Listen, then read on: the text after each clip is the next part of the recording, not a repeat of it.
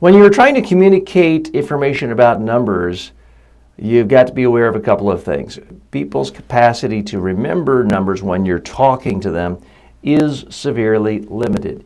You can't tell people every single number about every single store, every single quarter, for every single country in the world for the last 10 years. It just isn't going to work as far as anyone remembering it.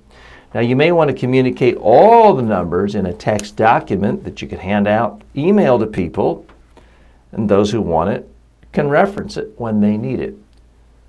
But when it comes to your main opportunity, speaking in a meeting, speaking one-on-one, speaking on a webinar platform, or giving an actual speech to the board of directors or to investors, you've got to be very focused and limited on what's most important. I find it's very rare for audiences to remember more than one number. You've got to ask yourself, out of your entire presentation, what is the one number that is most important? And you got to make sure you really drive that number home, bring it to life, give it examples, make it concrete, show people why they should really care. What's the story behind the number? Why does this number truly matter? You've got to make that come alive before you even start to talk about the second number or the third number. The more you can break the number down to a small number that people can relate to, the better. I well remember my very first job in communications, first really professional job. I was 23 years old, and I was a press secretary for a politician in Florida, the state controller, an elected position at the time. And I was trying to help the boss with a speech, talk about the accomplishments, and I had in there, oh, we've eliminated $3 billion of unnecessary spending, we vetoed the spending, we're protecting your tax dollars.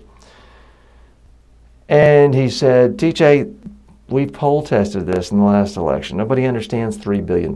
It's too big a number. You have to use a smaller number that people can relate to. And they did polling and testing, and what they found is that when you let taxpayers know that the controller vetoed spending on $180 for Christmas cards for a university president, that's what got people excited. That's something they can relate to. The average person has thought, well, I've spent 50, 60 bucks on Christmas cards.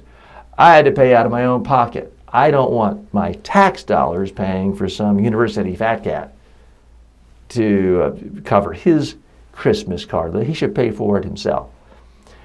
That was the number that resonated. That's what people remembered. That's what helped communicate the idea that this elected politician, this controller, was safeguarding their tax money much more effectively than the $3 billion in total savings. You can make the case that $3 billion is more important than $180. I understand that, but if the message is still the same, you have to look at which example is more powerful. The Christmas card example won. So always be looking at what numbers are most important, how can you make them more memorable, how can you reduce it to the smallest number possible that people can visualize and relate to.